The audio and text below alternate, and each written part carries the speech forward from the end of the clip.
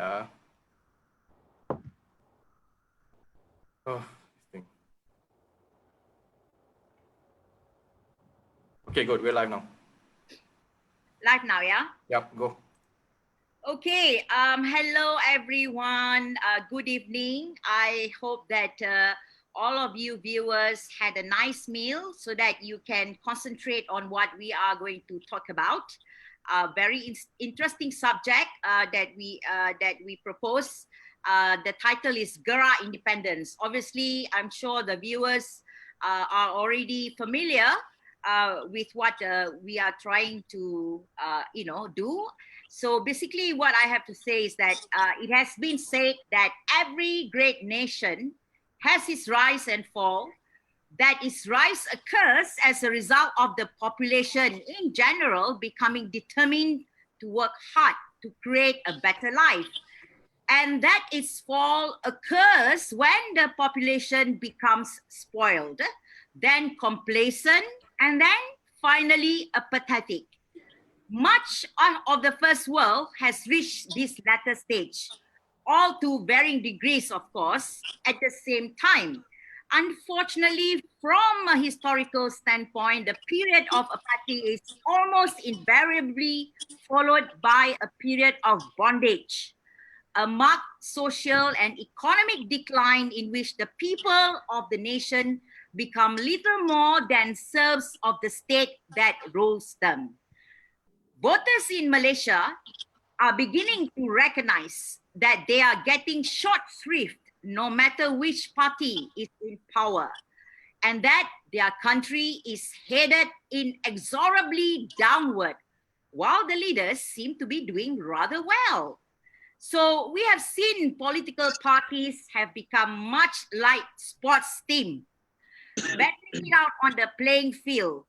The voters become devoted fans of one team or the other, generally with the result that they detest the opposing team, considering them to be not only incorrect, but in some ways evil.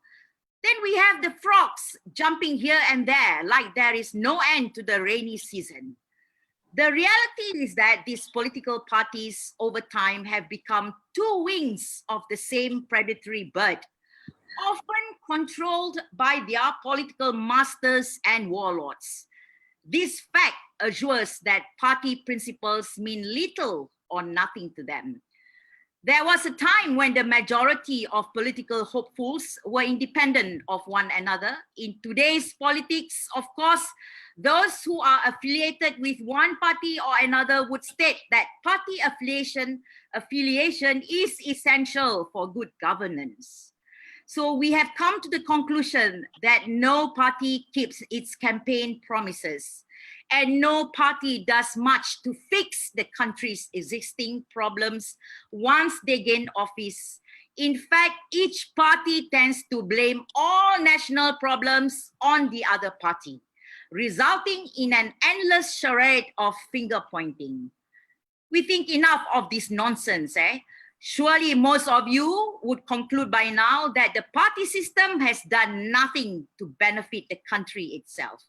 It has served only to create career politicians with a lack of responsibility to the voters or indeed the country.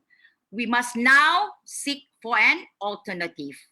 So here we are, making a move to move away from formal parties.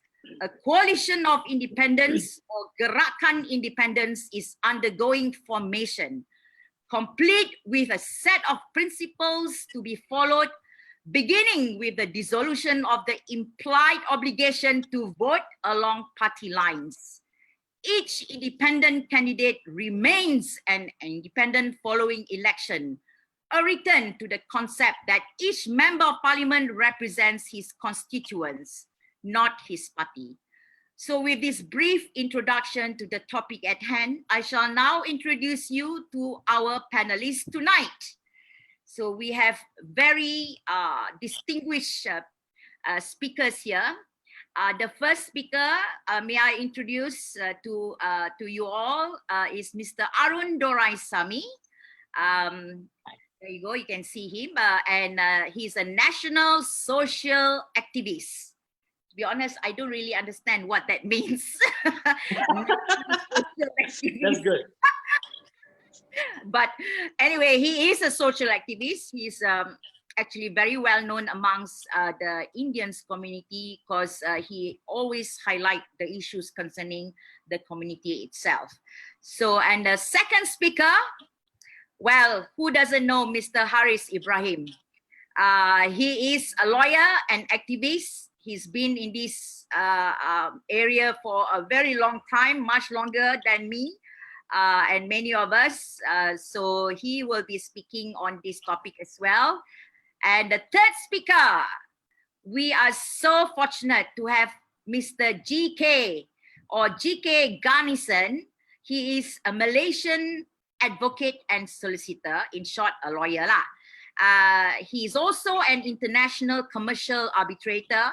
He's also a constitutionalist. He's an author. He's a blogger. His blog is at Paradox at gkg.legal.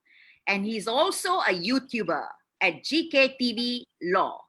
He practices commercial and civil law advocacy. So without any further ado, I am inviting our first speaker, Mr. Arun Doraisamy, to say his piece. Go on, Arun. Thank you. Okay. Salam sejahtera, Betril Muruganuku. Good evening, all. My name is Arun Doraisamy. Thanks, Siti, for introducing me. Okay, as a social activist, yes. Okay. Before we even further this webinar, we have to understand what is the problem, what actually had happened this past 26 months. It was a jubilant celebration on the 9th of May 2018, and all of a sudden everything turned upside down. All right. So what actually had happened? Where actually we have gone wrong?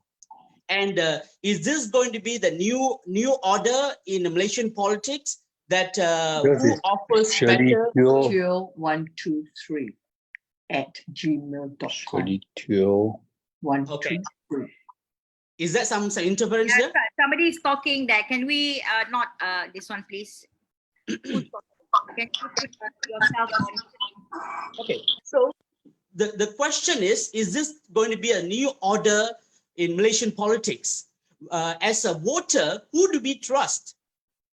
And is there a safeguard for voters? Because what I hear from a lot of you, especially young voters, the one was so excited about in Malaysia Baru, the concept of Malaysia Baru, and there's going to be a new dawn in Malaysia and all the stuff. Now saying, probably the next time election around, I'll sit around, or I'll probably do a undi rosa, or I won't even bother because nothing going to change. The dog, once a dog is always a dog. So with this kind of things, is this going to be a new norm? What can we do as activists, as voters especially? Because I still believe Rakyat is the master. They are the powerhouse. Regardless, everybody can call the shot, but eventually the power comes from Rakyat. The problem is our Rakyat yet to understand or recognize the power vested in their single vote. Because that is that. So now with this problem, how do we go? And we know there are a lot of talking about there's going to be a snap election, or even if it's not, there's going to be a PRU 15, how, what, and all the stuff. So let me tell you, I mean, from my experience, right, the party system fails. You know why? Every party, whether it's a Pakatan Rakyat or Pakatan Harapan or Barisan Nasional, Perikatan Nasional, Muafakat Nasional, or whatever you call it, they all have a set of gang. So easily I can call it's like a gang lah. It's a political gang. It's like a political gangsters. Okay, they are called themselves with a different names. So whoever actually the one that's standing, I mean, representing that particular gang. I don't want to use party because party is too polite. Okay, particular gang. Okay, then they are bound and they are obliged to defend the interests of that particular gang on the expense of the constituency voters. That's it. This particular constituency will vote this particular MP in, and once they are in parliament, they are the representative, not the Rakyat, not his constituency, but the gang that have funded, the gang have actually branded and all together. That's why very often all these promises, I'm telling the Rakyat what they like to hear. Okay, and whatever they like to hear is exactly what I'm telling. But my promise does not mean a shit. Right? Like what? Excuse my no French. bad language here, please. No. Excuse my French. Okay, does not mean anything. Like what Tun say. Okay, the manifesto is not binding, but promise is a promise. When we tell kids, okay, when Papa, Mama make a promise, promise is a promise, but that promise is not for the politicians. So this is the scenario, because now what we are left with, we have a gangs, or we call it parties here, the one that will put their candidates in certain constituencies and to have them win and to represent their interests in the parliament. So what happened to the needs and the interests of Rakyat? That will become secondary, or they will wait for next election to give you a new promises. So with this, okay, as a Rakyat, we have learned a lesson. Actually, this is a PRE 14. It is actually a great lesson, not to the politician, but to the Rakyat. Okay, you cannot take anybody's word for it. You have to make sure, we have to ensure, and you have to work hard. And again, it is not, we all thought one time we have Pakatan Harapan, okay, we had Malaysia Baru, the game is over, everything going to be so flowery, and the spring going to bloom, and everything going to be fantastic. No. Okay, democracy is a process of perfecting our system. And now, to the voters out there, the ones so feeling disenfranchised and feeling that they are not important in the political arena in Malaysia anymore. No, that is wrong. They have the power, and they have to try one more time until they get it right. It's okay we fall. It's okay we screw up. Everything went messed this past 26 months. It's okay, but that is not an excuse for us not to try again. So what should they be trying? We know the problem. The parties will put their people and their interests and their warlords to be represented in parliament. So how do we now make sure our MPs, our representative, our elected officials represent the interests of Rakyat at its best, whether it's parliament or it is in Dewan Undangan Negeri. So the way I see forward, Siti and the panelists, it is to go independent. It is not a bad thing for us to vote an independent person. Why? Independent person have independent mind. Nobody is telling him what to do. He's not bound and bind by a set of rules that are posed by a gang or party. And that is what going to make this independent very important in coming election. And a lot of people say, I can hear already people saying, oh, you know what, there's so many countries that the third party never worked, and independent candidates always have no resources, and they might not have the team to work it out, all the stuff. Yes, despite all those weaknesses that we have, despite all the problem that we will face as independent, but that nevertheless, independent is the answer.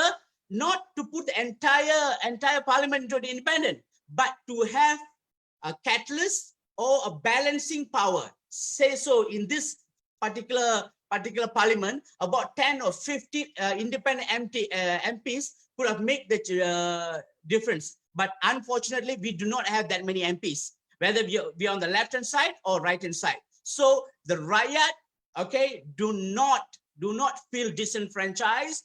Okay, your role is so much more important in this snap election or the PRU 15. And one more time, let us all come together, okay, make this thing right. Because if we stop now, Okay, our future is doomed. Our kids' future is doomed.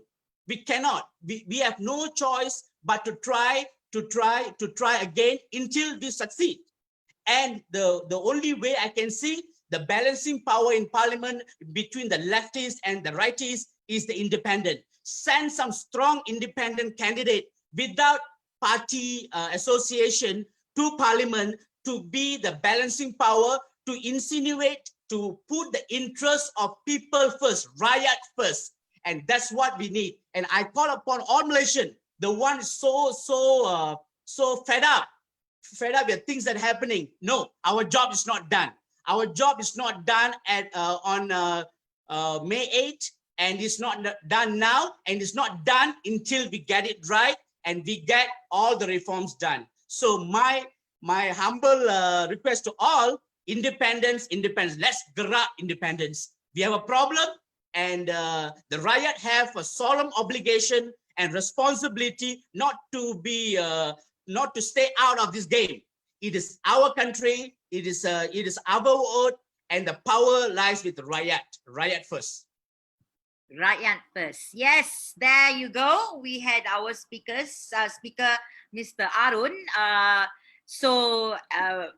Very patriotic and very powerful. Okay, so make sure that all of you are, warming up to that idea. And so without wasting any more time, let's hear what Haris has to say. There you go. Go ahead, Haris. Thank you. Let me try and see if I can get my PowerPoint up.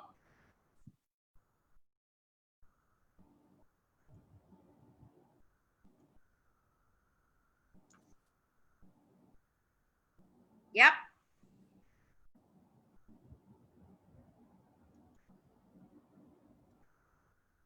Okay. I want to just pick up on a point that that Arun had made just now, that power is actually with the people. Now, very quickly, if we go to the Constitution, primary power in setting the direction of the country is with the Rakyat, with the voters. Every 5 years, we pick 222. And His Majesty's role then is confined to picking one of that 222 to be Prime Minister. And that Prime Minister then handpicks his cabinet, who is then also anointed by His Majesty. And the Prime Minister, together with the cabinet, set the direction of the country. Now, we've gone through a total of 14 general elections. And what I will say is this: we have been traditional in our thinking in that from day one until the 14 GE, our mindset has been vote on the symbol. Now, it hasn't always been bad. It hasn't always been bad. I'm going to dwell a little bit on history. UMNO used to be largely led by a very noble profession, teachers. Teachers used to be the leaders at Ketua Cawangan and Ketua Cabang. And by far and large, these were people who were very respected, paid allowances, and largely they sought to serve the needs of the people. Then we had this Prime Minister called Dr. Mahathir, who introduced money politics. All right, and now the pesta kata we have seen. I think, if my memory serves me well, 1990, after the general election, I'm sure GK will be touching on this. Nordin Saleh crossing over, whether it was for money, we don't know. We don't know. But henceforth, we have seen incrementally being elected to office became a very, very fertile ground for personal enhancement, and it became less and less about serving the Rakyat who voted you. Now, in 2010, 2011, I, together with a group of friends, launched a Barisan Rakyat Independent Candidate Initiative. As far back as 10 years ago, I began to see the need.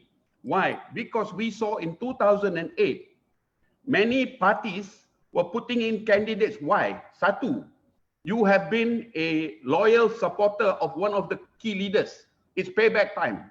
So you dicalonkan, you are made a candidate because it's payback time. The power of patronage. All right. We need to go back to this very basic fundamental, especially in parliament. Members of parliament are lawmakers. Members of parliament are supposed to scrutinize governmental policy. And Arun, I want to just perhaps tweak what you said. We are not so independent that we are not beholden to anyone. We are beholden to the constituents who put us in there. We are supposed to take directions from them. We are supposed to go back, aka town hall meetings, maybe once a quarter, once in 6 months, to inform the electorate of what's happening. So in that sense, we are beholden. But yes, I agree with Arun on this. What's happened over time, and we've seen this in many instances on both sides of the divide, once they get into parliament, they become party people. All right, now we pushed this initiative, and I got to tell you this, in 2011, I got hammered every day by cyber troopers, mainly from PKR. Why? Because PKR was the weakest party then, and we were looking to identify a friend of ours in civil society from Tindak Malaysia, Wong Pang Yao, came out with a report carding system. And we were going to report card the sitting MPs to see whoever did not make the cut, they would be threatened. But we were attacked. So, tak jadi. All right, I want to fast forward to the run up to 14 GE. Now, in the run up to 14 GE, I think nobody can dispute this. 1 MDB and Najib had to go became probably the main issue. But the other thing that I want to note is the manifesto Pakatan Harapan. All right, and I'll come back to this again. Now, many people say Mahathir was a critical factor. Respectfully, I think he was just a factor. The key factor to me, and I think those of us who are pushing for this independent candidate initiative need to keep this in mind. The critical factor was this: invoke. Greatly overlooked, but I think the role that they performed was critical. All right, now let's move on. Again, GE14, traditional thinking. Classic example, Dr. Jayakumar, Sungai Siput. Yes, PSM ticket, but two-term MP who had served them well. GE14, people opted for symbol rather than an individual who had demonstrated himself to be incorruptible, a man of integrity, a man who was committed to serving the people. Again, traditional thinking, they went for party symbol rather than anything else. But guess what? With the tsunami that the Rakyat brought, this was the outcome. Now, think back a little. Harapan made up of 4 parties only managed 113 seats, which is the majority, the number that Muhyiddin had in parliament when they removed Arif, 113 seats. It was Warisan, latter day, threw their weight behind them, that gave them a comfortable 121. I want you to remember this. Harapan with 113 seats. Now, then we had this in February. Okay, and of course now since February, we've got Harapan plus. But this is what we had. Sheraton move. This evolved, Perikatan Nasional. And I want you to see this. This is how bizarre the politics of the day is. You'll notice Bersatu is there and Bersatu is also in Harapan. Number 1. Number 2, GPS is there. And why I say GPS, I point this out to you all, is this. Muhyiddin is Prime Minister today because he has the backing of GPS 18. If he didn't have the 18, he wouldn't have the number. All right? Now, bear this in mind, 18. 18 was the one that tipped the scales in an otherwise seemingly hung parliament. Small number 18, but they were kingmakers. Now, something that GK will touch on at length. Yes, the pasta kata. Now, again, like I said, this is not a new phenomena. It has been going on and on and on and on. It's not something that we've not seen before. What I will say at this point in time, and perhaps add a little more after GK has spoken, is it highlights one problem with us as a people: too passive. I'll touch on this later. But now, I want to ask this question now. 1963 to today, where are we? Where are we? 1963, Malaysia was formed. 1965, Singapore goes it on its own. And I tell you, they must be thanking their lucky stars. 1976, go check Hansard, an amendment to the constitution to reduce Sabah and Sarawak to states. This was never intended in the original agreement. 1976 amendment to the federal constitution. Now, what follows, sir? This is a 2010 World Bank report. This 2010 World Bank report tells us that the poorest in the 13 states are Sabah and Sarawak. But everybody here knows that in terms of resources, they put Semenanjung to shame. Singapore, 2015. This is a very credible report. Singapore, the wealthiest nation in the world by GDP per capita, beating out Norway, US, Hong Kong, and Switzerland. Can we see the difference? And I need to ask, why? Why? Pre-1957, we were under colonial rule. The British were here. All they did was divide and rule. They kept the Malays suspicious of the Chinese. The Indians were irrelevant. And as they divided and ruled, they plundered. Post-1963, it has become the same. Politics and getting into parliament and getting into the state assemblies is about continuing the British divide and rule. Melayu jangan percaya Cina, Cina jangan percaya Melayu, India you tak relevant, and they help themselves. This has gone on unabated. Are we here with the solution, or are we part of the problem? As Arun says, power is with us. Einstein says it's insanity to go on doing the same thing over and over again and expecting a different outcome. So my question, 15 GE, do we continue with traditional thinking? Do we continue with traditional thinking, what we've been doing since independence, voting along party lines, knowing from our own experience again and again and again, we are betrayed? I want to emphasize, I want to stop and just make this point. They are not all bad. And I think this is the beauty of an independent candidate initiative. It is always possible to reach out to some of the right-thinking members in political parties and work together with them. So the question, do we now go for independent candidates? Now, I'm going to wrap this up very quickly. I want to stress 2 points. Direction. Year in, year out, every election, we wait for parties to come and drop their manifestos on us. Forget about them not even delivering. The Pakatan Harapan manifesto to me was too unwieldy.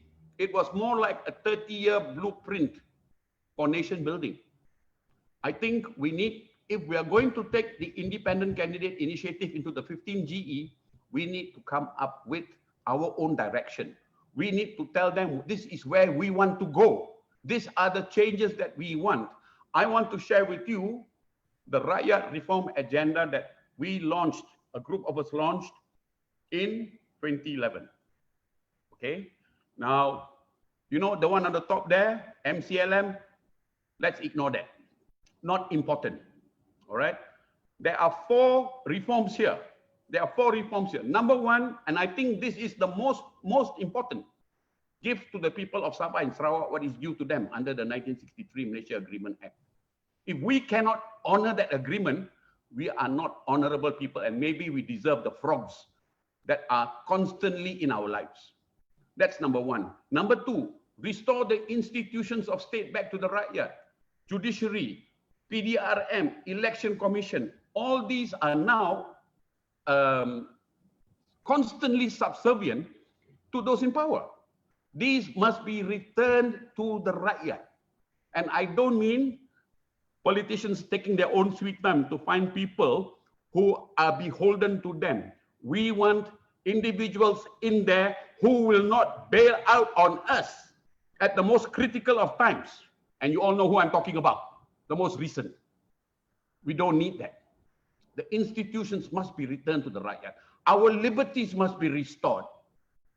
The draconian laws that Pakatan Harapan had promised to repeal, we are still faced with the Sedition Act. Those laws could have been removed with just one repeal bill. Siti can confirm that, GK can confirm that. Nothing controversial. Number four, the plight of the B40 needs to be addressed with a needs-based, not an ethnicity, race, religion-based program. And for that, we present you the social inclusion agenda.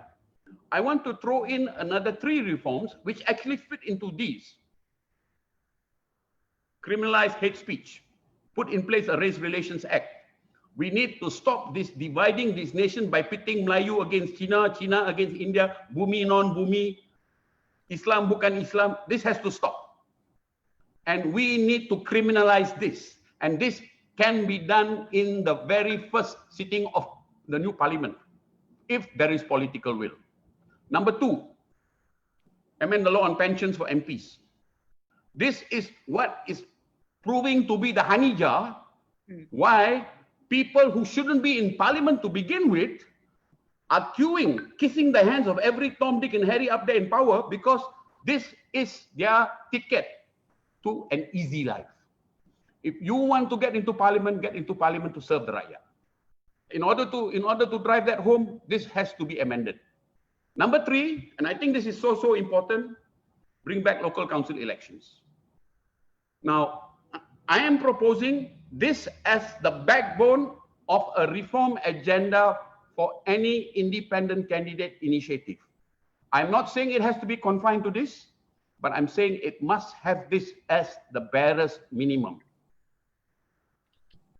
So we have a reform agenda.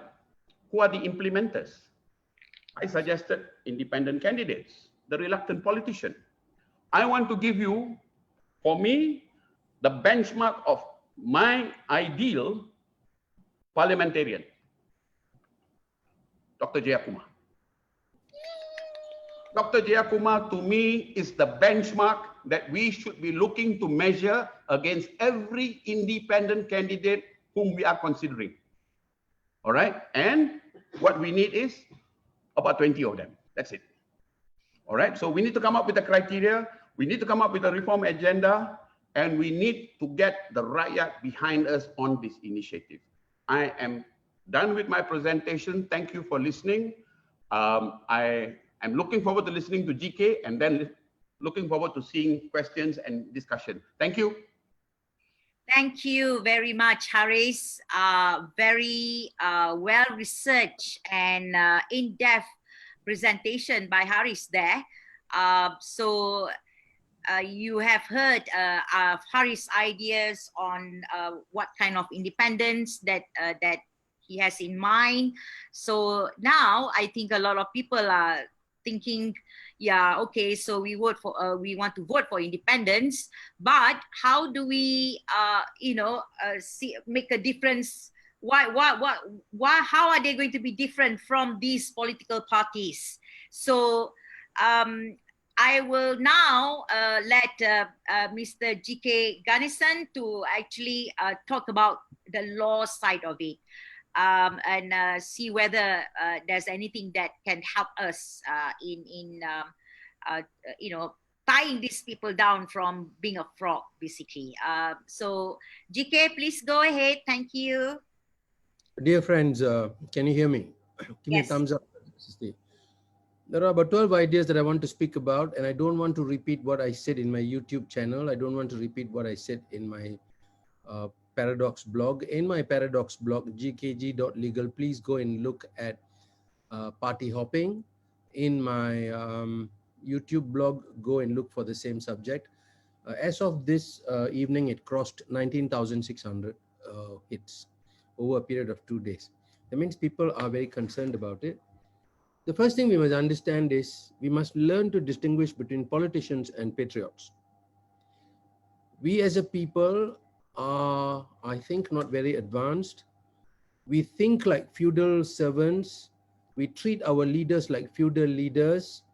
We call them Tantri, YB. I find all this symptomatic of our own attitude. Somebody will do it, I won't do it. And why don't you go and do it? You know, you're educated.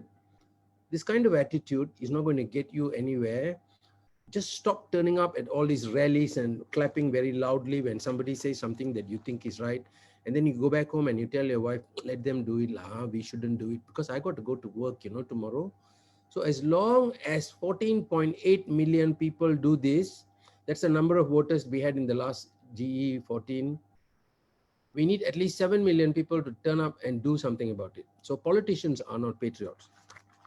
Our election laws are very, very old. They are 200 years old. The laws that we now have were created for a people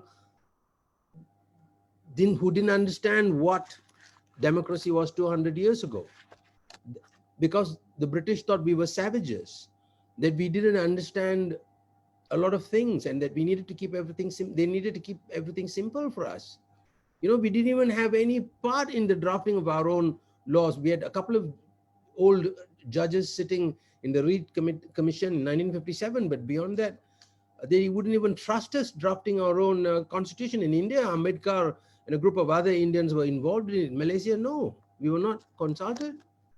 The third thing that you need to understand is new laws are necessary to effect all these changes that you're asking. For new laws to be effected, who is going to vote for those laws? These very same Kataks. Isn't that absurd? So we are a dog chasing our own tail. Now, I have argued in different videos that an MP is a trustee. He's a trustee for who? For you. Who's you? Not just the guy who went and voted or the guy who decided not to come and vote. But he's a trustee for your child, for your great-grandchildren who are going to be born, who are still part of your genes. These people make laws which change and influence our life for the next 50 years. They don't know that. You want to become a doctor, you save one life. You got to study for 7 years. You want to become a lawyer, you got to study for 4.5 years, and you go into training for 5 years. You want to become an engineer, similar period, architect. These politicians, they're not educated. But they are the people who lead us.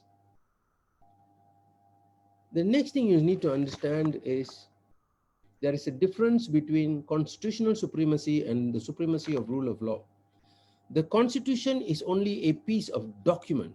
It's a piece of paper on which some principles are written. Those principles come from the rule of law. The rule of law is a higher power. It talks about equality, equity, the division of power, the separation of powers, and all the rest of it. None of us understand it, but I must tell you, the first time I've ever heard people speaking about the rule of law other than lawyers was after GE 14. Siti, if you recall, Haris, if you recall, Arun, if you recall, people only started speaking about the rule of law after 2018.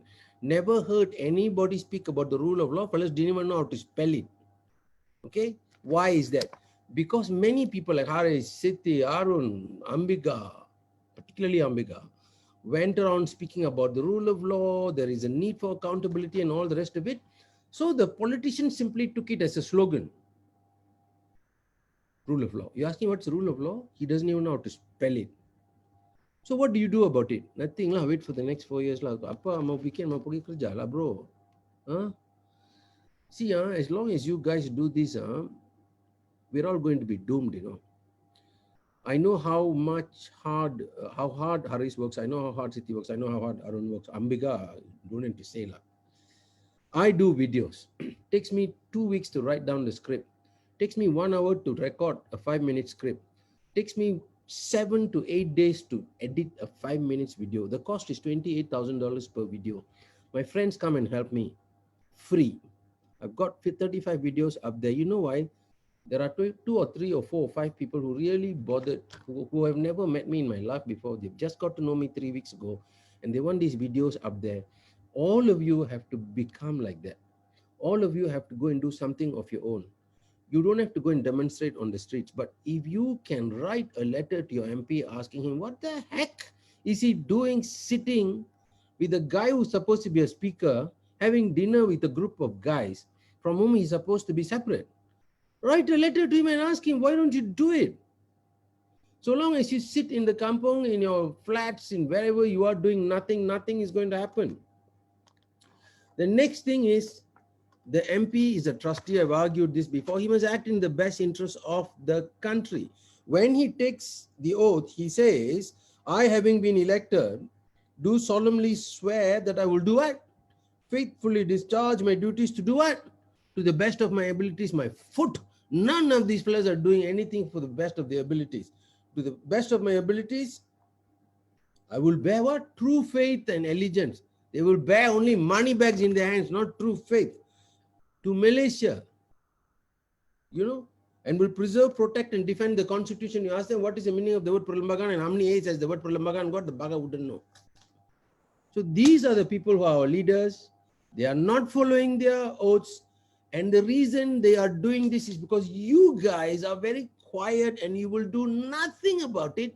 On the day of the election, you will stir yourself from bed. You will go and you line up for 2.5 hours.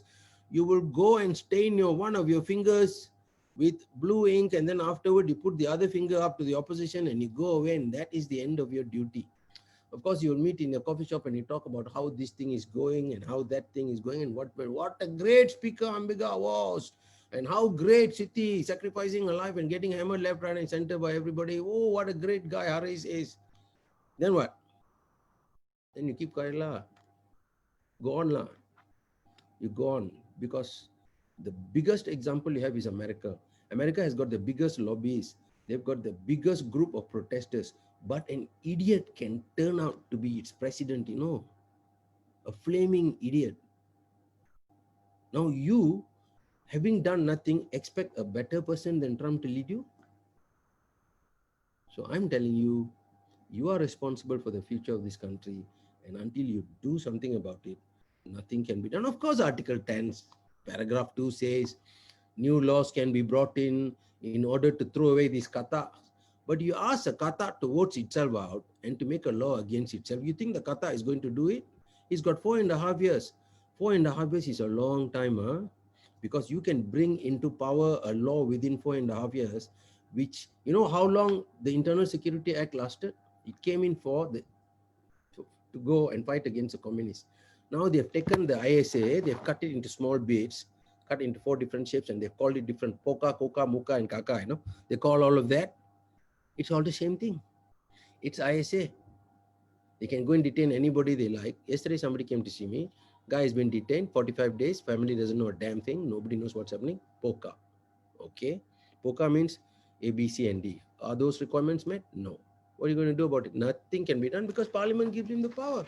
So the thing is, we don't have any organized groups of citizens who actually go out there and say, look, this is wrong. We want a change and all the rest of it. Well, I will tell you this lah. We need a law that prevents party hopping. Party hopping is an evil, but it is not the first evil or the most important evil. The most important evil in this country is this. Gandhi told a group of people, I want you fellas to walk towards this line of British troops and soldiers bearing arms. And one of them asked, Bapu, meaning father, they will smash the heck out of me, they will break my ribs and my head. And Gandhi said, if you love your country, go do it. And so this lady goes forward and she gets hammered. And fellas see this lady, and then he tells them, you cannot hit back, you cannot strike, you just show your opposition. And an American reporter saw line after line after line. I think it was 12,000 people were assaulted, lying, bleeding on the barren ground. They didn't have enough place to put these people in the hospitals. The doctors were so few and they couldn't treat. Some of them, in fact, died. And somebody asked Gandhi, why are you doing this? Have you no mercy? He said, the greater mercy is that these people should suffer and understand that only by suffering you can remove these people. You must learn to take on a small amount of suffering so that you think I've got nothing better to do, sit around here talking to you at 9 o'clock. I just came back from work. I am told many patriots like Ambi and Haris and Siti and, all my friends here, Arun, Amri, hundreds of thousands of these people quietly slaving away in the night, thinking something better can be done for this country, knowing no matter what we do, we will not enjoy it. But I've got a 3-year-old grandchild. I want my granddaughter to be able to go to school and not be called a killing, I want my granddaughter to be able to become prime minister. My wife tells me, pipe dream la pa. Let's go here, let's go there. So I said, you want to emigrate? I'll take you now. She said, how to go?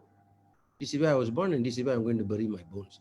So long as you have this kind of feelings, you have to go and write letter and ask your MPs, what the heck are you doing? You have to join organized civil groups in which you can express your opinion, express it courteously, but when the time comes, you must ask your MPs questions. Don't go and yell and shout and scream at parliament. Nothing's going to happen. Go to your MP's service center and catch that fella and ask him, what are you doing?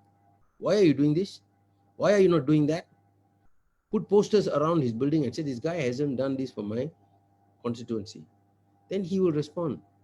I've got MPs coming around me. Every time there's Deepavali, one fellow will come with all this murku and all this rubbish. Another fellow during Chinese New Year, leaping up and down with mandarin oranges. You think what? Mandarin oranges is going to remove the chains that Barisan National put around my arms 62 years ago? You kidding me? Do you know Barisan National needs only 33.1% of the votes in order to hold on to its constituencies? That the lowest number of voters in any particular constituency is about 20. The highest is 140,000, and the 140,000 constituency is in what? Shalam, Kapa. The smallest ones is like Igan in Sarawak. The Sarawakians make up only 16% of the voting population of Malaysia. You know how many seats they got in parliament? 56 seats. That's 33%. Why? 20 over percent. How is it that they've got all these things? I'm doing a video, it will come out in 3 or 4 days. You see, friends, we all can sit here and talk until we turn blue in the face about new laws and what to do and bring this law, bring that law. It's the kata who is holding the power in his hands, and he's holding it for 4.5 years. 4.5 years is a very long time. They can change the destiny of your grandchildren in 4.5 years, and unless you understand it, you're playing with fire. So therefore, I am suggesting we need a law. Yes, we need to get a group of independent guys who will go and make a rule that says you cannot do all this leaping back and forth. Once you jump a party, your seat must fall vacant.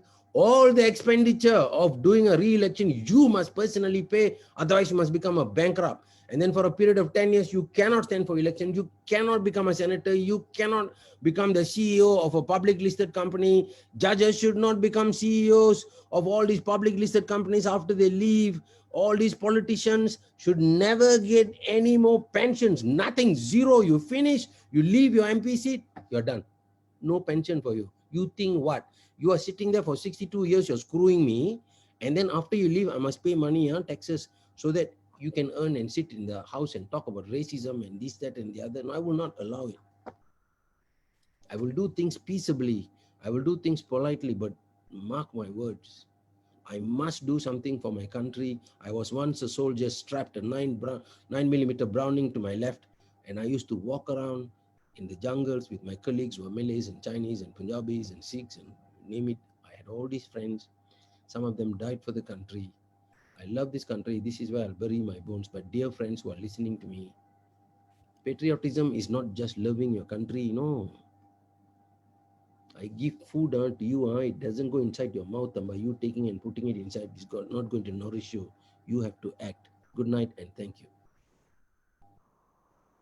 Thank you very much, GK, for that very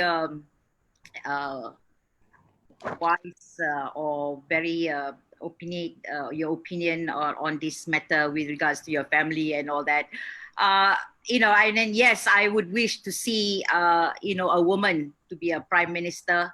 I would wish to see any Malaysian can become a prime minister as well. So we hope that one day we will get there.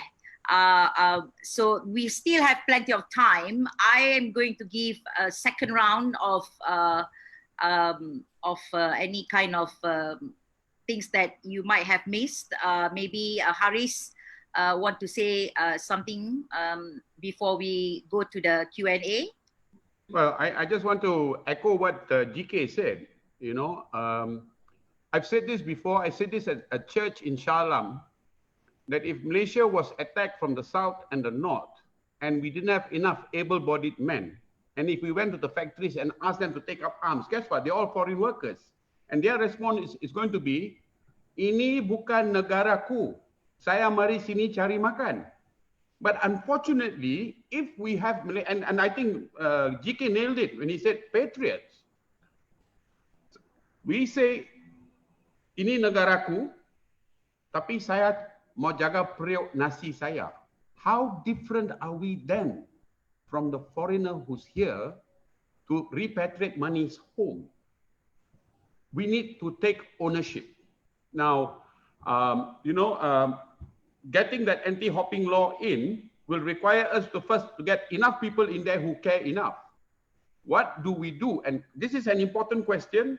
What do we do even as we think of independent candidates? Let us remember that there have been independent candidates in the past who took the bait and crossed. So we need to think about, and I've got some thoughts, share with you all later. Some of you may think it's a bit drastic, but I think it's a serious problem that needs to be dealt with effectively. And by that, I mean we cannot be passive in the face of people who betray the trust of the Rakyat. Let me stop at that for the moment. Thank you, Haris. What about you, Arun? Do you have anything to say? Arun, you have to unmute yourself. Okay. I like to echo what Mr. GK has just said. Okay, the Rakyat cannot outsource their responsibility to others, saying that the other people will take care, the activists will take care, they will do it, and I have a family to take care.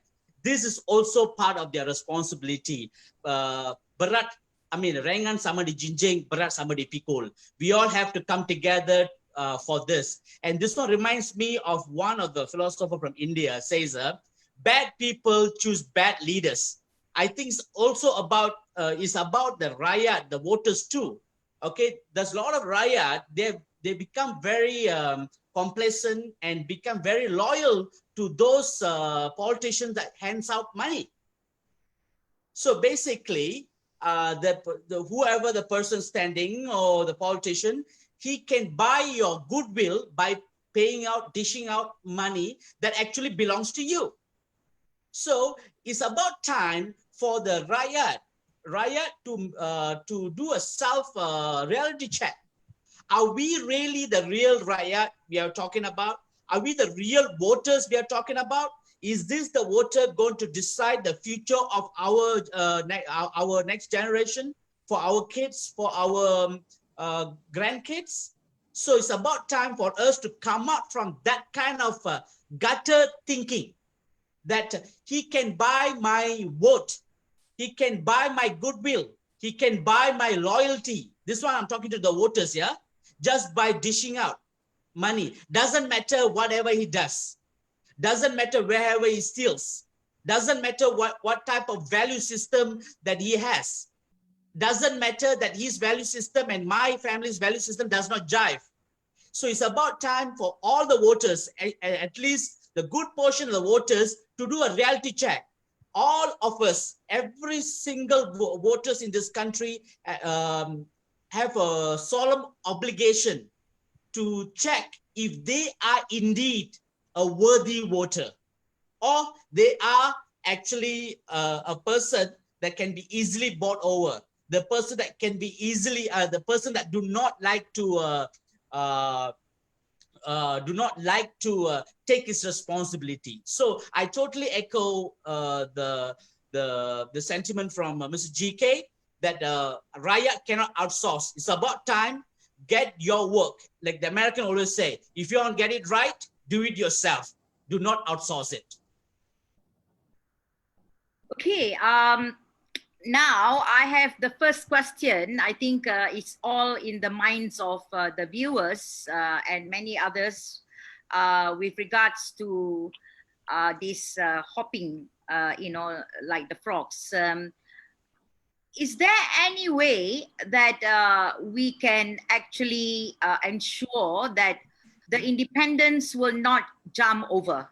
Okay, a very simplistic question. I know the answer is not so simplistic. Can I just throw this question to Mr. GK?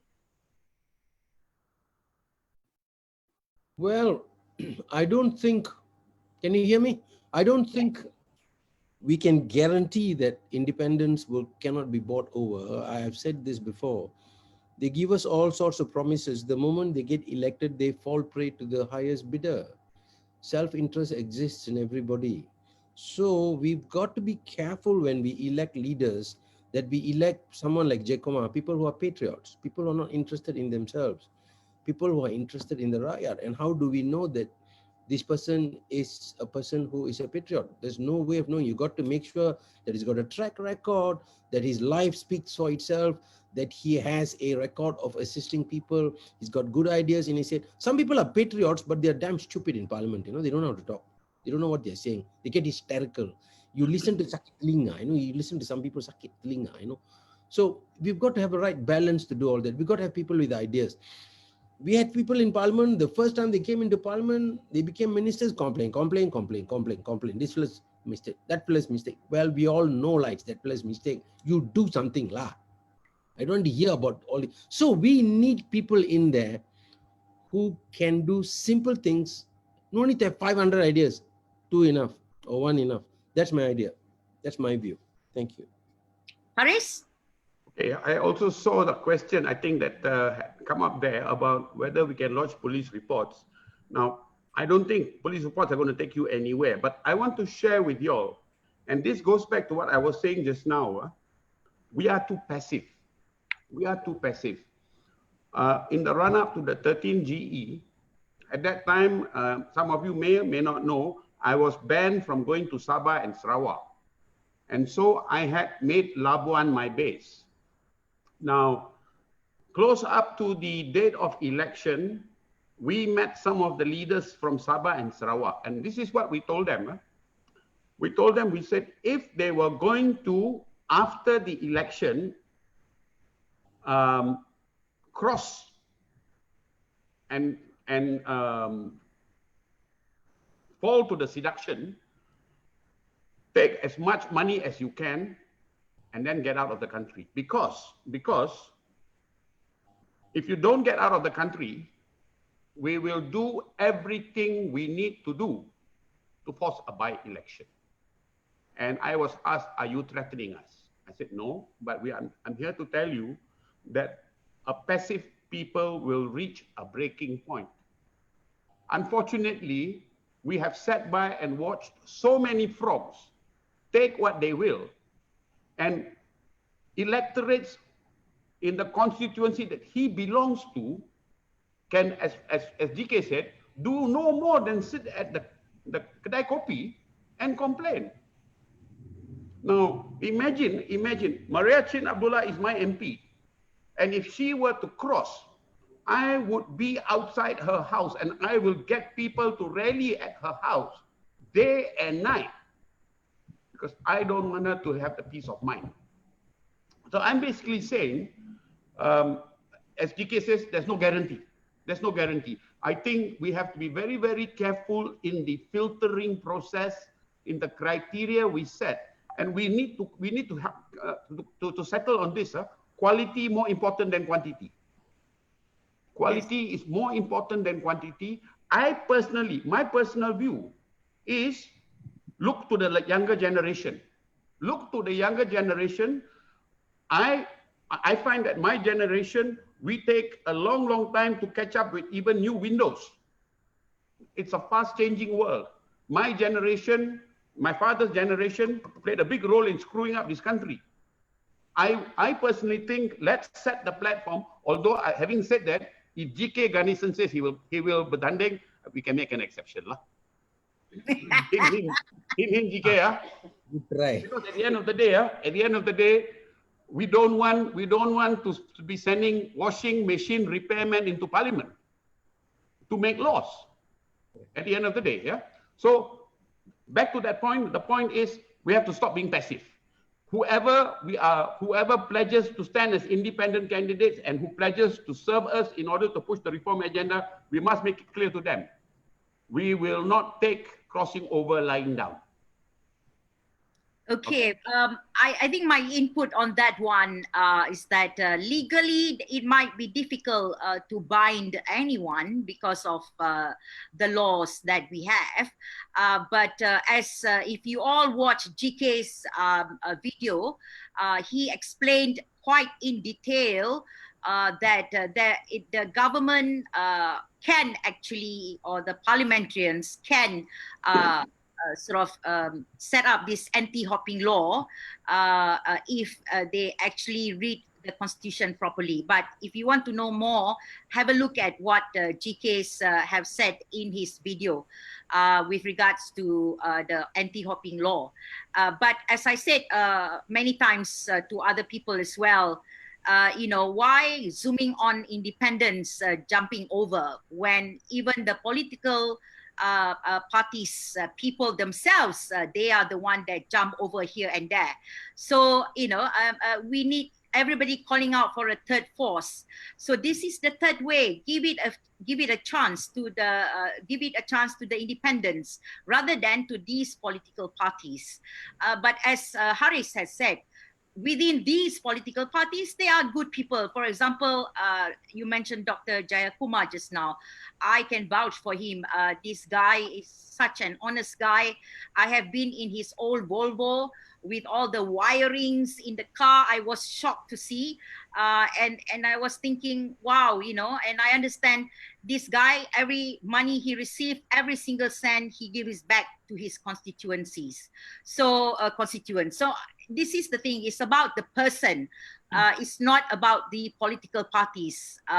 Just because he is from PSM, people do not vote for him when he is such a good guy, and a really straightforward guy. So for me, it's about, as what everybody's being said, give a chance to the person. And this goes to the next question I have here. It says that, okay, how do we determine the character of the independents so that they will not succumb to corruption? What if they all have their own ideas and agendas? The question going up. Yeah. Mana tadi, I was reading it just now and then the question went up. Basically the question is, what if they all have their own ideas and agendas? There is no focus then. So the questioner is asking about the character of the independents. What if they have their own ideas? That means there's no agenda for. I don't know. This is what the question is. What do you think? Any answer from the panelists? Start with Arun.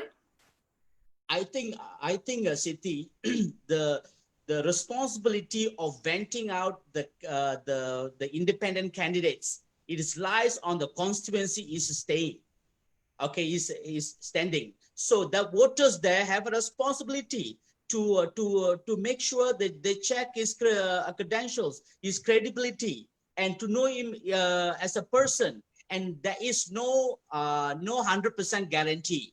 We cannot even say if our wife or husband or girlfriend, boyfriend going to be loyal to us. All right, they live alone. This, but the voters can do all this background work to ensure the person they're voting in, it has the value of them, have their interest in hearts. Okay, that's what the voters have to do. Voters should see right now what I think, Siti, the voters need to stop listening but seeking. Okay, if say so they are in one constituency, say so Labis, okay, that's one person standing there. Okay, the voters there need to seek, okay, to know the candidate and see if the candidate is worthy of their vote. So they should not just blindly say, oh, okay, because Siti said this person is good, I'm going to vote for this person. Since Ambika said this person is good, I'm going to vote for this person. Enough of, I mean, it's good to listen to people, but they have to make a decision. So the simple answer is, don't ask me how to ensure the person is trustworthy.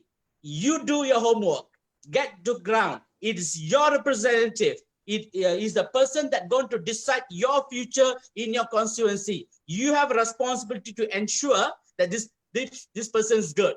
So the voters now have a more responsibility to vent out. If the person do have a questionable character, and then don't vote him in. Simple. So you just do not hope for another person to endorse this person. So endorsing, see, that's how it's happening. When PKR endorses this person, everybody votes this person. When DAP endorses this person, everybody votes this person. And that's what the problem is. Okay, so I think this is what we got to do. And if I answer the question somewhat. Yes, yes. You and anyone else? GK? Well, you see, when candidates are announced for the election, it's only 2 weeks, you know. I don't even know where this guy lives. For me to take my car and go and look for him and find out what he is and what his grandfather's name and what was his contribution to the country, maybe a bit too much, you know, but half of our voters are ladies, you know, they are very busy with their family. There must be something that other people, let's say there must be a group of people who go in their own constituency, put up a website and, you know, put up stuff like this, like what you guys are doing, ask questions, let him engage you in social media. Today, social media plays a role that nobody else has played. Every Tom, Dick and Harry, ask your 12-year-old daughter, she'll tell you technicalities in Facebook that you never understood. Get them engaged, get these people to answer so that, okay, you say you want to become MP. When you become MP, what is the first 3 important things you think you're going to do? We must ask them. You don't wait for him to tell you, lah. It's your fault, lah. Yeah. Right. So, okay, what about Haris before I say something about this? Well, you know, if you are in constituency A, and if you feel today your incumbent is not up to the mark, and come close, I mean, if you also know who the other side is offering, and this is where we need to be proactive. You ask them, who are you offering? And if you feel at the end of the day, all of this tak boleh pakai, stop being an armchair critic. Take ownership. I mean, GK, Siti, even when I ran my law firm, if we were advertising for 2 months and we couldn't get a particular personnel, we roll up the sleeves and do the job ourselves. It's called taking ownership. So it's your constituency. But having said that, Siti, if MAJU is going to drive this initiative, I think MAJU perhaps needs to take a leading role in identifying, and I think I've set my criteria. You could be 35 years old, but I will use Jayakumar as your benchmark. So I want to see your track record. I want to see, you know, what are the indicators? What is your lifestyle? You know, I want to see whether you have been involved in social work. I want to see whether really this is an individual. I'm looking for the reluctant politician who wants to go in, do a term of national service, set what he can do right in 3 to 5 years, and then pass the baton on. So my thinking is there is no way you can guarantee. What we can do is we can drive the point home that if you betray us, your life is going to become miserable. Okay, Yes. but what I'm saying is, MAJU take the lead in identifying, in filtering, in introducing, and perhaps maybe organizing things like this, a Zoom closed room presentation where they can interact with voters, and voters get to ask difficult questions. Yes. I completely agree with GK. 2 weeks before calon terjun, how do you find out anything about them? Yes. Thank you very much. That actually opens the door on what MAJU has been planning. And what we have been trying to do is that we are going to introduce People's Elect platform, or application rather. This is what we are trying to plan. This People Elect is for anyone who feels that they are MP material. They can actually try to join on the People's Elect platform. Okay, these apps can be downloaded on your mobile phones, on your iPhone or whatever. This actually we will see through. MAJU will actually set criterias on the type of people that actually we feel suitable to be an MP. This will be in line with what MAJU stands for, actually very close to what Haris has presented earlier on, which is the promotion of civil liberties, as well as the human rights, basically. So and of course, there are certain few criteria they must go through. And then we plan to set up a small committee that will actually interview these prospective applicants. Once they get through this, then they will be on that platform. And constituencies can then interact with this potential candidate and actually also donate to that particular candidate if you believe in him or her.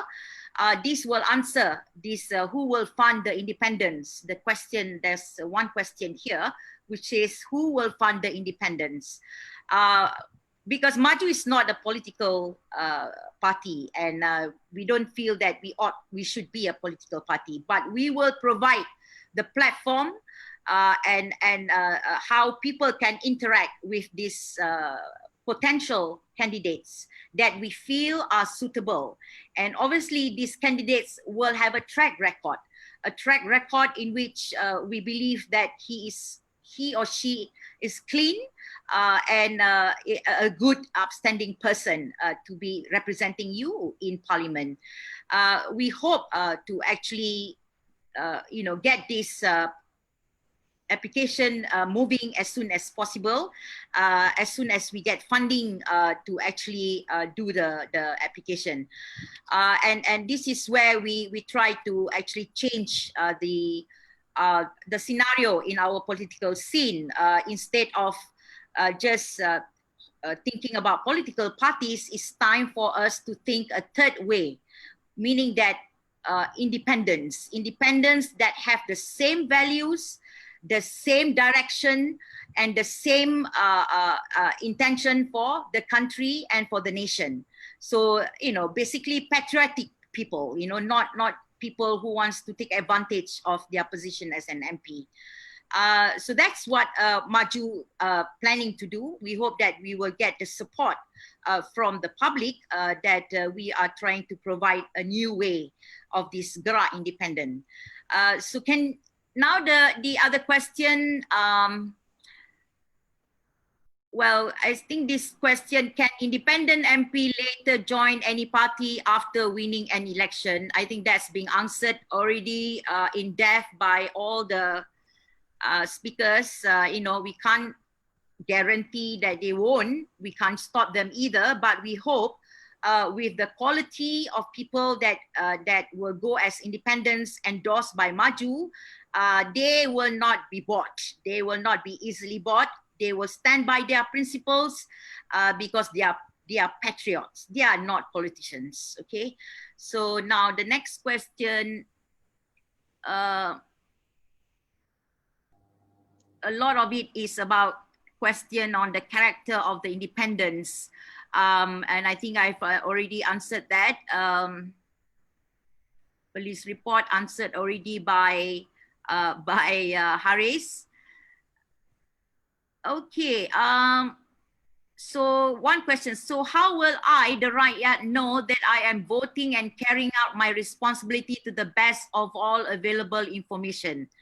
I think that, as I said just now, if we have that people elect platform, you can interact with this possible MPs or potential MPs for you to vote. Anyone have any to contribute on this question? Arun? Question, Siti? Question is, how will I, the Rakyat, know that I am voting and carrying out my responsibility to the best of all available information? What do you do when you go and buy some fish in the market? Ini bagus tak ini ikan? You ask questions, isn't it? Ask lah. Go and ask. Until you ask, you won't know, kan? Yeah, that's a good one. In the next door. Hello, ini ikan baik. You boleh tanya sama dia kan? Ini ikan baik kan? You go and ask lah. With the ikan, you will go and do for $3. For the rest of your life, you won't go and ask question. Come on lah. But GK, I smell the fish. But don't smell the chalon, okay? Yeah. Now it's social distancing. No smelling. Okay. Can I just quickly respond to that, Siti? Yeah. Sure. Every day, people are interviewing individuals to take into employment. If you can do that for your own business, take ownership of your constituency and do the same. As GK says, it's not just you, it's about your children and your grandchildren. You are putting this individual into parliament to vet policies and to make law. Right. It's down to you. Take ownership. Take ownership. Don't be satisfied with just sitting at your keyboard and putting comments on Malaysia Kini. Get out of your comfort zone. Take ownership. Yes. Okay. So it seems like interact with the potential candidate. Okay. Do not just leave it to others to guarantee that this person is kosher. This person is good. So you need to be more proactive in order to, you want a better country. So be more proactive, not just making keyboard comments. The next question. Oh, Arun, do you have anything to say? Yeah, I was saying in this time and age, for you to probe a person, to understand a person is not that difficult at all. A lot of the information is available. I tell you, you go to his Twitter account, his Facebook account, and Instagram, you'll be able to profile this person and who's associated with, what they have posted in 2015, and all the stuff. So the thing is, there's no shortcut, like what Mr. Harris just said, or Mr. GK just said too. There's no shortcut. You play your responsibility well, and God willing that whoever the person that worthy of your one vote, okay, will earn it. So do it. So again, don't expect others to do it. Don't outsource your citizens' responsibility to others. Information is out there. Yes, very true actually. With in this day and age, social media can actually show the true colors of a person. If you actually read their postings, for many years, you can see that whether this person is being honest or being, just putting up a front, basically. So the next question, would it be possible for good people like yourself come up with a standardized letter to be made viral to voters who can take this to the respective frogs to keep up the pressure that the Rakyat are watching them and want an answer? Oh. You think the frog really cares? They're only a frog. I don't think they care too much. I don't think they give a hoot about what we say in a letter. as what we all have said, you must make a proactive actions, yourself. Don't rely on others to actually, that if they have jumped over, this person is already immoral, basically. There is no point in thinking of him or her as a possible candidate for the next election. So forget about this type of people. They are the losers. Now, if we are to be active on the streets and social media, how safe are we from MACC and PDRM? Siti, please prompt panelists to talk. Gerak, independent, and why? Oh, sorry, Sam. Okay, Sam asking this question. If we are to be active on the streets and social media, how safe are we from MACC and PDRM? Guys, okay? Haris first. Well, look, GK gave you that little anecdote of what Gandhi said. Okay, you want change, it will require sacrifice. If you want to be given a gilt-edged guarantee that it is safe, then I guess you don't really want to see the change that is needed. We can't give guarantees. All right. I recall an incident in One Utama when somebody approached me. This was, I think, 2014, and was complaining about what was happening. And I asked him, Eric Paulson got detained by the police. We had a candlelight vigil at Bukit Aman. Were you there? And his answer was, Haris, I have children. I said, I don't have children. I don't have a family. My family is second class. No, collectively, we need to confront the monsters that are before us. Is there risk? I won't lie to you, there is risk. But we want change, not for ourselves. I'm 61, 1 foot in my grave. I'm doing this for the next generation. I invite you all to think about that. Think about the next generation. Is there risk? Yes, but guess what? We plant the seeds, giving hope for the next generation to see a better nation. I will take it one step further. To me, we are still a nation that is colonized. We are still a nation that is subjugated. You know, GK and I, if I'm a Bumiputra, GK is a Bumiputra. And that's the reality in this country. That's how it's supposed to be. If you want to see that change where we are all equal, my friends, like Gandhi said, it will take sacrifice. Yes. GK? I want to say a few things to you. The total number of policemen in this country, 150,000. Total number of voters, 14.8 million. Divide 14.8 million by 150,000. Now you expect one policeman for what? I don't know, 5,000 people? Don't worry lah. The mathematical odds are bad. Number one. Number two, some policemen are good people. Yes. They will not bully you. Please don't think all our policemen are bad people. Don't think all our fellas in the special branch got nothing better to do than sniff up and down your kitchen, determining what you do in your social media. Number three, their software is not good enough to detect what you're doing. Okay. Otherwise, you know, they can't even go and detain fellows who are stealing money from the government. You think it's time to come and talk about what I'm saying in the Pasar Malama, please lah. The next thing you need to know is the fact that you are here in this Facebook and you're listening to all of us tells me that you are responsible, that you've got the gondolas, that you've got guts, that you care, that you're a patriot. The fact that you're listening to me tells me that you care. So I know that whatever question you ask, whatever I tell you, you will do, because what is stopping you is fear lah. Okay lah, somebody picks you up, they take you to the police station and they bash you lah. If they kill you, the fellow is going to face an inquiry. If it doesn't kill you, what's going to happen is you'll come out of it and you stand and fight. So what I need you to do is I need you to be brave. If you know, if of 40 or 14 million people who are brave, who are voters, if 1.4 million people can turn up, the police will not disturb you. You know, Mao Zedong and I remember Che Guevara saying this. It only requires 2% of the population to mobilize, the rest will follow. Because 98% are followers, 2% are doers. Just give me a minute. Siti, ask somebody else to speak. I got to go and pick something up at the gate. Okay. Arun? I think the risk of not taking the risk is higher. So I think we have always been conditioned with this fear of PDRM, MACC, and all the stuff.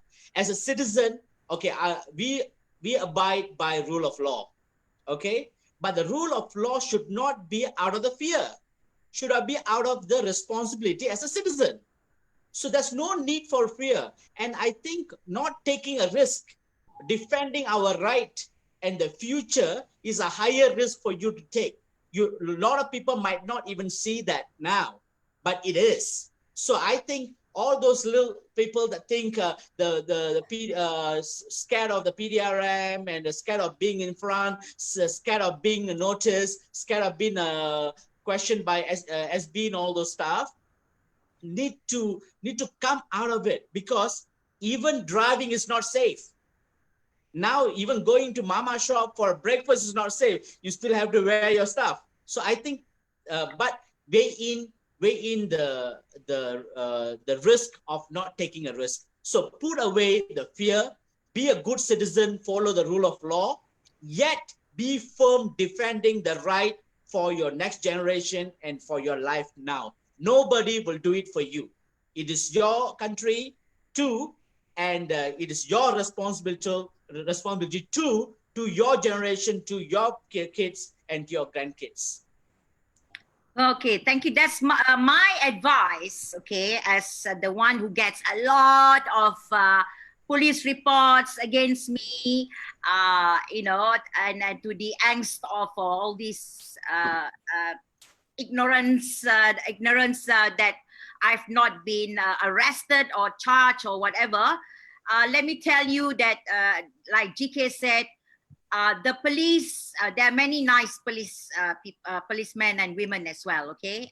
They are just doing their job, but of course, they can improve on their services, including the MACC people. There's nothing to be feared, you know, about them, actually. But I always say that stick to facts.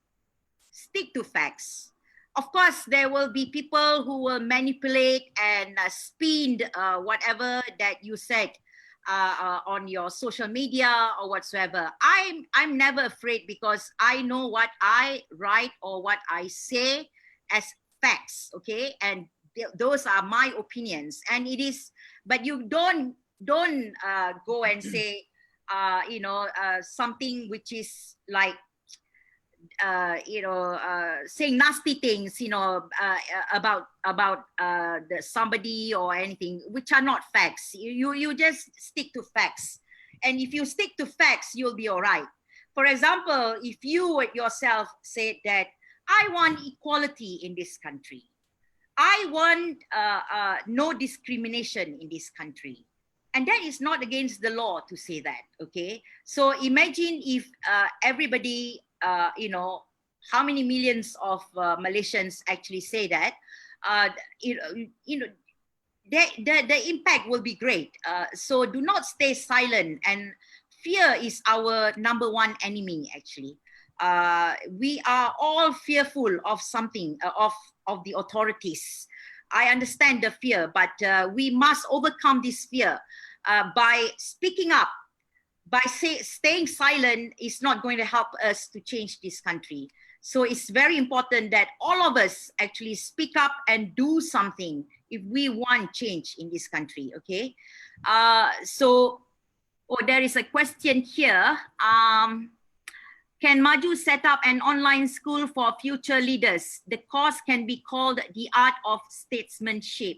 Statesmen have to be groomed from a young age. Well, you know, that can be considered, but MAJU resources are very limited. So we hope that more people will join MAJU, you know, as a supporter, so that we can do a lot for the community, for the country, for the people.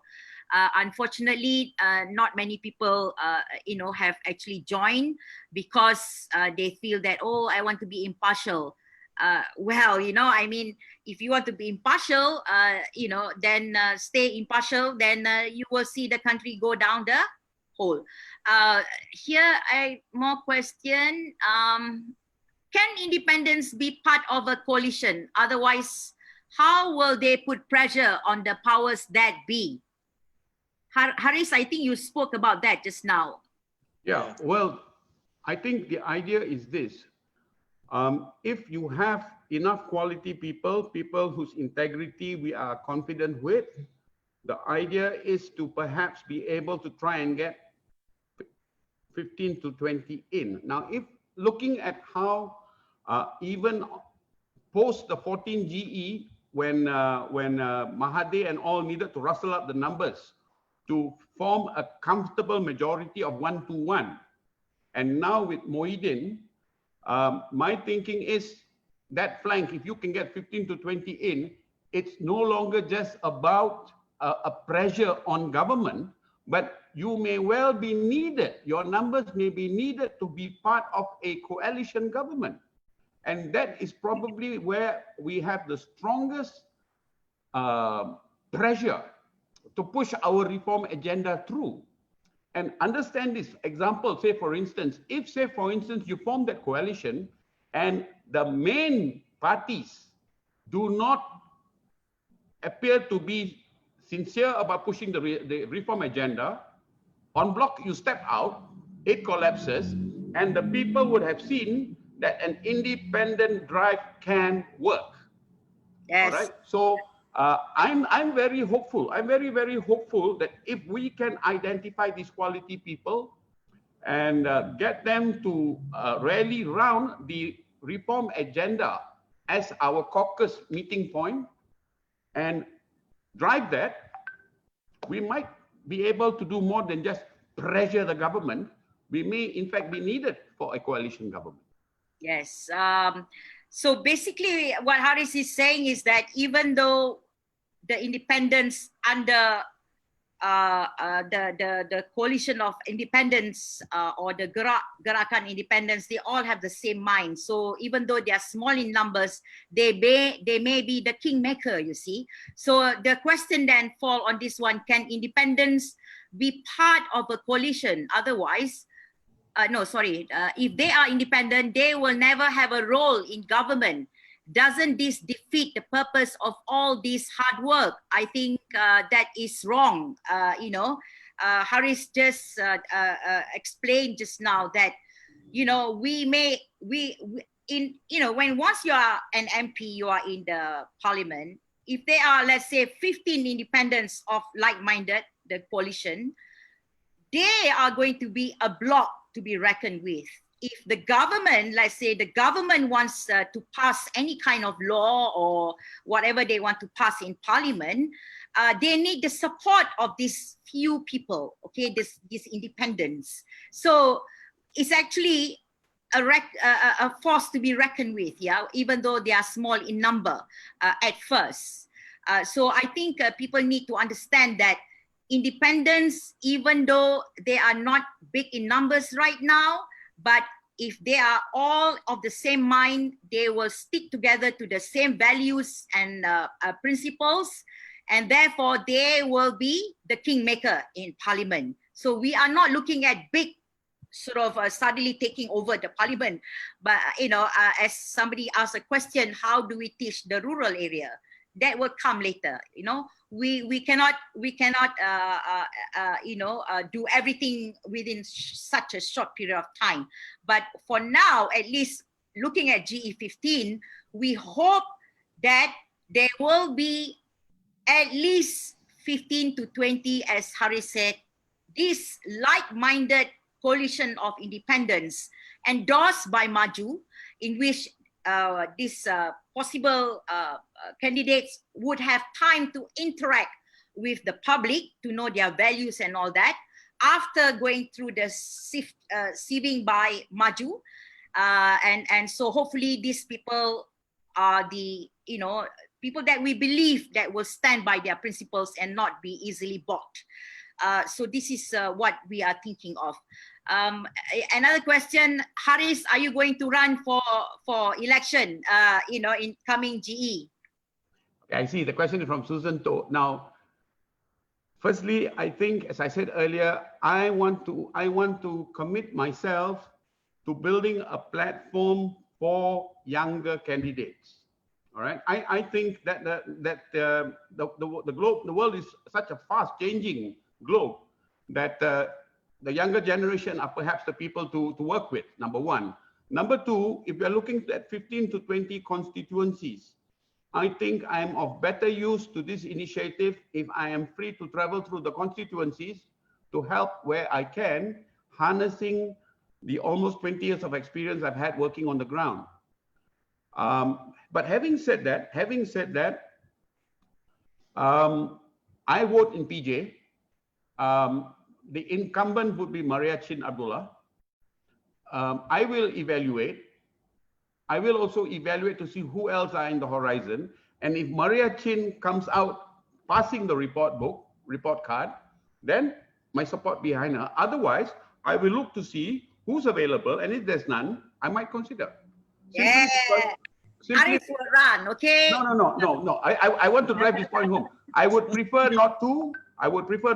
Because I think I want to help to build a platform for the younger generation. All right. But you start first lah, you know, I mean, the younger generation need a leader first, you know, like the old goats go in first, meaning not the seasoned politicians, but new faces. For the start, I believe that the new faces, you know, may come from activists or lawyers that have shown great integrity, or doctors, whoever that we have seen, you know, their performance as a social activists, and like Arun, for example, you know, we need to put, you know, we cannot actually set any kind of criteria right now, whether young or old. Okay, so it's not about age; it's about the quality of the person, the makeup of the person, the, you know, where they stand, basically. So that's actually now we are past the time, 10:30. I will give one last round to all the panelists to say their last piece. We start with GK. Dear friends, thank you for listening to all of us. I know you're all patriots and you've taken your free time to spend time with us. I thank Siti and the rest of the panelists for inviting me here. I'm happy to come and speak again. Listen, this is our country. We have to do something to make it happen. Something, no point, no. We have to do something. And it must be lawful, it must be proper. And you know, it's people will always listen to courteous people speaking. So if we are courteous, we don't sound hysterical, we put good ideas, not 300 ideas, 3 enough. Then things will happen. You can do something, go and do it. Thank you very much and good night. Thanks, DK. What about Arun? I first of all thank you for joining in. It is a pleasure, and I think it's about time. And I like to talk to the voters out there. Okay, we have a responsibility to play. At the time that our politicians have let us down, we have to pick up the slack. And the slack can be only picked up by the Rakyat, by the voters. I think it's about time for us not to complain, okay, but to assume our responsibility, take ownership. It's about time for us to think beyond the traditional, like what Mr. Aris said. We cannot be doing the same thing and expect a different result.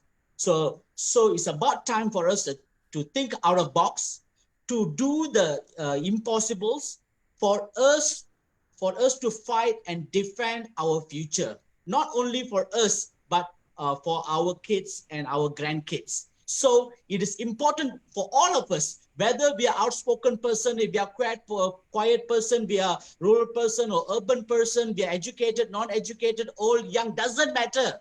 All of us comes under the one symbol called Jalo Gemilang. Okay, all of us are Malaysian. We have one mother, that is Mother Malaysia. And all of us have responsibility to upkeep that. Do not let our our frogs and people with a special interest, warlords to hijack and kill our mother. So it's about time for Rakyat to rise with a patriotic thinking, to play our single vote and vote the right person in. And I think it's about time for us all independently do a Gerak independent. Put some independent people, independent candidates there, so that we can balance this. We can be the class monitors. We can be the invigilator. We can make sure at the time they are not doing what they're supposed to do or what they promised to do, we can punish them. Right now, we are helpless. We have a bunch of katas and idiots, but the special interest, the interest of the Rakyat is not defended. So stop outsourcing our responsibility, take ownership, and it's never too late. Okay, never too late, and we got to rise to the occasion. And Rakyat, you are first, and you have the power, and you are the one can make the changes. And I back to you. Thank you. Thank you, Arun. Oh my God, I feel really, feel very like, oh, I wish GE15 is closed, but no lah. Okay, what about Haris now? Okay. From 2008, for over 10 years, people have from time to time come and said to me, Haris, bringing down UMNO BN is an impossible dream. It will never happen. All right. Now, 2018 is evidence, manifest evidence, that when people berganding bahu, when we unite, there is nothing that we cannot do. Now, I know many feel despair after February this year with the Sheraton move. Many feel loss of hope. The best of us go down, but I hope you will see what has been announced today as a reason to believe, a reason to have hope, but hope without effort will get us nowhere, okay? Over the last weekend, I unofficially launched I Am the Third Force. It is not a independent candidate initiative. I Am the Third Force is simply about each of us not being bothered about numbers behind us, but getting up to do what is right, okay? And I'm going to reach out to all of you that using this initiative, let's work with MAJU and let's work with the independent candidate initiative. There's a lot of work that needs to be done. Yes. And end of 15 GE, God willing, we can all sit back and say it was worth the effort. All right. Thank you, Haris. Thank you for this opportunity to speak tonight, MAJU. Oh, yeah, thank you so much for sharing your views and actually having the same vision as MAJU. Because we want a better country, a country for all Malaysians, not just for a section of the society. We want to uphold our constitution, the original constitution that was enacted by our forefathers. So to implement such a change would require a great deal of, shuspa, basically, from the electorate.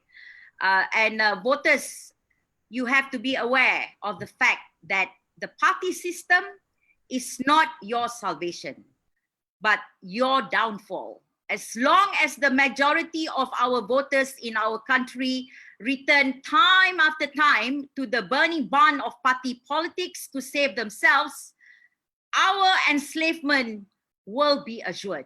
So with that final word, thank you very much for joining us in this webinar.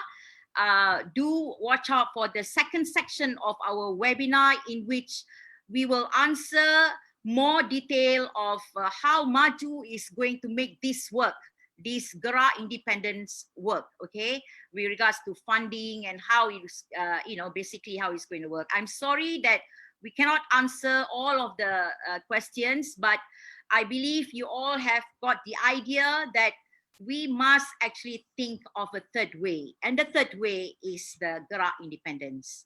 Thank you very much all, and good night. Have tea or Milo before you sleep. Thank you. Good night. Okay, can we shut the